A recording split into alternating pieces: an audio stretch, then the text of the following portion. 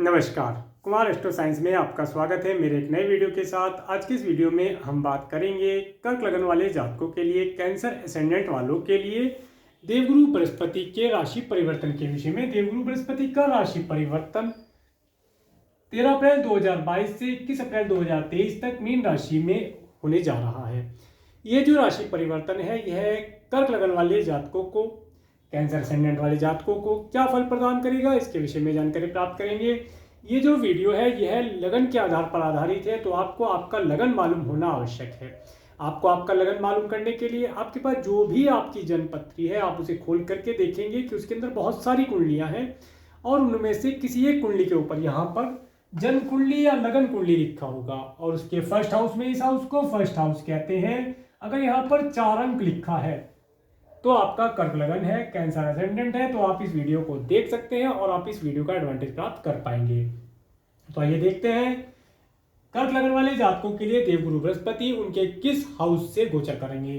देवगुरु बृहस्पति कर्क लगन वाले जातकों के लिए इनके 9th हाउस से अपनी स्वयं राशि में, मीन राशि में, स्वयं राशि में होते हैं, से गोचर करेंगे। इस समय अंतराल के अंदर कर्क लगन वाले जातकों को एब्रोड जाने की अगर उनकी इच्छा थी तो एब्रोड जा पाएंगे। इसके साथ साथ इस समय अंतराल के अंदर कोई लंबी दूरी की यात्रा करने का, कोई धार्मिक यात्रा भी हो सकती है या एजुकेशन से रिलेटेड कोई लंबी दूरी की यात्रा करने का शुभ अवसर ये प्रदान कर सकते हैं। इसके साथ साथ इस समय अंतराल के अंदर कर्क लगन वाले जातक कुछ धार्मिक अनुष्ठान, धार्मिक आयोजन इत्यादि करेंगे। धार्मिक पुस्तकों को पढ़ना, इन सब चीज़ों में इनकी रुचि बढ़ेगी। इन सब चीज़ों को ये करके लाभ प्राप्त कर पाएंगे। इस समय में कर्क लगन वाले जातकों को उनके भाग्य का पूरा सपोर्ट प्राप्त होगा। उनके भाग्य के सहारे जो जो चीज़ें प्राप्त होती हैं, भाग्य उनके पूरे फेवर में रहेगा। थोड़ा सा कर्म करेंगे तो फल उनके फेवर में आएगा ही आएगा, ये मान करके चलें। इसके साथ साथ इस समय अंतराल के अंदर जो देवगुरु बृहस्पति हैं वो कर्क लगन वाले जातकों के लिए इनके 6 और इनके 9th हाउस के लॉर्ड होकर के 9th में गए हैं। इस समय अंतराल के अंदर जो कर्क लगन वाले जातक हैं, अगर उनका कोई कोर्ट कचहरी इत्यादि से रिलेटेड कोई कार्य पेंडिंग है तो उसके अंदर ये लाभ प्राप्त कर पाएंगे। काफ़ी संभावना बनती है कि कर्क लगन वाले जातकों को इस समय अंतराल के अंदर जो भी उनका कोई कोर्ट कचहरी से रिलेटेड अगर कोई मैटर है तो वो उनके फेवर में जाता हुआ दिखाई देता है। इसके साथ साथ इस समय अंतराल के अंदर कर्क लगन वाले जातकों का उनके जो कोई एनिमीज हैं वे अपने एनिमीज का पराभव कर देंगे। एनिमी उन्हें नुकसान नहीं पहुंचा पाएंगे। ये समय उनके लिए बेहतर रहने वाला है। इसके साथ साथ इस समय अंतराल के अंदर जो कर्क लगन वाले जातक हैं, अगर वे उनकी एज ज़्यादा है और वे ग्रैंडसन की इच्छा करते हैं या ग्रैंडसन के साथ अपने समय को स्पेंड करना चाह रहे थे तो इस समय अंतराल के अंदर उन्हें शुभ अवसर प्राप्त होगा। इसके माध्यम से वे लाभ प्राप्त कर पाएंगे। इसके साथ साथ अब बात करेंगे देवगुरु बृहस्पति की अमृतमयी दृष्टियों के ऊपर। देवगुरु बृहस्पति की 3 अमृतमयी दृष्टियां होती हैं, 5वीं, 7वीं और 9वीं दृष्टि। तो जब देवगुरु बृहस्पति की 5वीं दृष्टि, 1, 2, 3, 4, 5, 5वीं दृष्टि जब आपके फर्स्ट हाउस पर पड़ती है तो ये बताती है इस समय अंतराल के अंदर जो कर्क लगन वाले जातक हैं वे खुद धार्मिक विचारों के होंगे। धार्मिक पुस्तकों को पढ़ना, मंत्र इत्यादि गुनगुनाना, धर्म भजन इत्यादि गुनगुनाना, इन सब चीज़ों में उनकी रुचि बढ़ेगी। इसके साथ साथ धार्मिक कार्यों को करने के अंदर इंटरेस्ट आएगा और उसके माध्यम से इनका नेम फेम, इनके स्वास्थ्य को लाभ प्राप्त होगा। और इसके साथ साथ इस समय अंतराल के अंदर कर्क लगन वाले जातकों के अंदर, मन के अंदर एक व्यापारी वाली बुद्धि इस समय में आ जाएगी कि किसी कार्य को करने से अपना क्या लाभ होगा, अपने को कितना फायदा होगा, ऐसी बुद्धि इस समय में इनके अंदर आ जाएगी, जिसके माध्यम से लाभ प्राप्त कर पाएंगे। इसके साथ साथ इस समय में इनका स्वास्थ्य बेहतर रहेगा, स्वास्थ्य का लाभ ये प्राप्त कर पाएंगे। इस समय अंतराल के अंदर कर्क लगन वाले जातक एक लंबी दूरी की यात्रा, सुखद यात्रा कर पाएंगे, ऐसा पता चलता है। इसके साथ साथ जब देवगुरु बृहस्पति की 7वीं दृष्टि आपके 3rd हाउस पर पड़ती है तो ये बताती है इस समय अंतराल के अंदर कर्क लगन वाले जातकों को अच्छे नौकर चाकर का सुख ये प्रदान करते हैं। इस समय में कोई छोटी दूरी की धार्मिक यात्रा भी इन्हें करने को मिल सकती है। इसके साथ साथ इस समय अंतराल के अंदर कर्क लगन वाले जातक अपने सिबलिंग्स के माध्यम से भी कुछ लाभ प्राप्त कर पाएंगे और इस समय अंतराल के अंदर इनके सिबलिंग्स भी खुशी से रहेंगे, आनंद से जीवन व्यतीत करेंगे। पर्याप्त मात्रा में धन उनके पास आएगा और वे धार्मिक आयोजन पर भी इस धन को खर्ची कर सकते हैं। इसके साथ साथ इस समय अंतराल के अंदर जो कर्क लगन वाले जातक अगर कुछ राइटिंग इत्यादि का कार्य करते हैं तो राइटिंग इत्यादि कार्य में वे कुछ अच्छा लिख पाएंगे, अच्छा लेख लिख पाएंगे, जिसके माध्यम से लाभ प्राप्त होगा।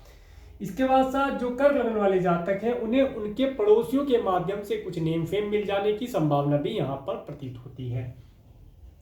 इसके बाद बात करते हैं देवगुरु बृहस्पति की 9th एस्पेक्ट की। 7, 8, 9 9th एस्पेक्ट जब आपके 5th हाउस पर पड़ती है तो ये बताती है इस समय अंतराल के अंदर जो कर्क लगन वाले जातक हैं उन्हें संतान प्राप्ति में, अगर पिछले समय में कोई दिक्कत हो रही थी तो इस समय में वे संतान प्राप्त कर पाएंगे। एक अच्छी संतान का सुख वे प्राप्त कर पाएंगे। वंश वृद्धि के कराने के लिए समय उनके लिए उत्तम रहने वाला है। इसके साथ साथ जो कर्क लगन वाले जातक हैं, स्टूडेंट हैं, वे अपनी एजुकेशन के अंदर अच्छा परफॉर्म कर पाएंगे, अपनी एजुकेशन में अच्छे अंक प्राप्त कर पाएंगे। इसके साथ साथ इस समय में किसी कॉम्पिटिटिव एग्जाम के अंदर सफलता प्राप्त मिलना यहाँ पर दिखाई देता है।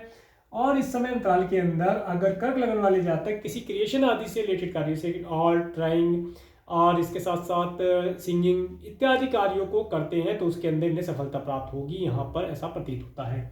इस समय अंतराल के अंदर कर्क लगन वाले जातक अपनी संतान के माध्यम से कुछ नेम फेम प्राप्त कर पाएंगे, ऐसा पता चलता है। तो ये था देवगुरु बृहस्पति की दृष्टि का फल। इसके साथ साथ 29 जुलाई 2022 से 24 नवंबर 2022 तक अप्रोक्सीमेटली 119 दिन के लिए देवगुरु बृहस्पति मीन राशि में रेट्रोगेट हो जाएंगे। रेट्रोगेट होता कैसे है उसे मैं बताता हूं एक बार आपको। देखिए, यूनिवर्स में सब प्लेनेट आगे की तरफ ही मूवमेंट करते हैं, कोई प्लेनेट पीछे की तरफ मूवमेंट नहीं करता है। ये तो हमें प्रतीत होता है कि वह पीछे की तरफ जा रहा है।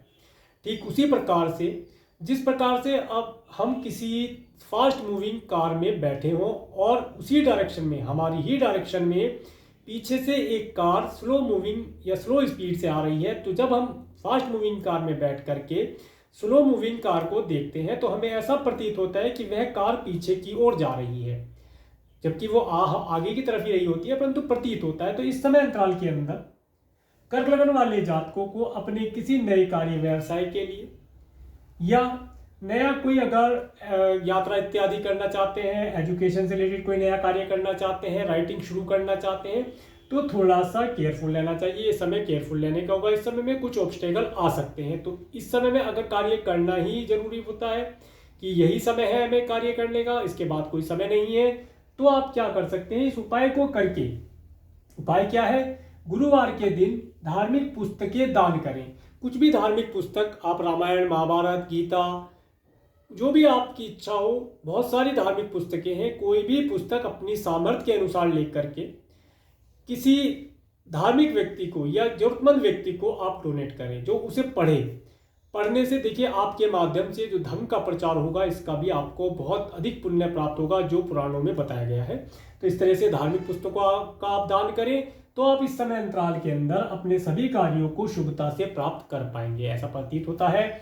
इसके साथ साथ ये था मीन लगन वाले जातकों के लिए, ये था कर्क लगन वाले जातकों के लिए देवगुरु बृहस्पति के राशि परिवर्तन का फल। अगर आपको मेरा वीडियो अच्छा लगा है तो आप मेरे इस वीडियो को लाइक करें, और यदि आप मेरे चैनल पर नए हैं तो मेरे चैनल को सब्सक्राइब करें, जिससे आने वाले नए वीडियो का नोटिफिकेशन आपको मिल सके। और मेरे इस वीडियो को प्रेमपूर्वक देखने के लिए, मेरे इस चैनल पर प्रेमपूर्वक बने रहने के लिए आपका प्रेमपूर्वक धन्यवाद। नमस्कार।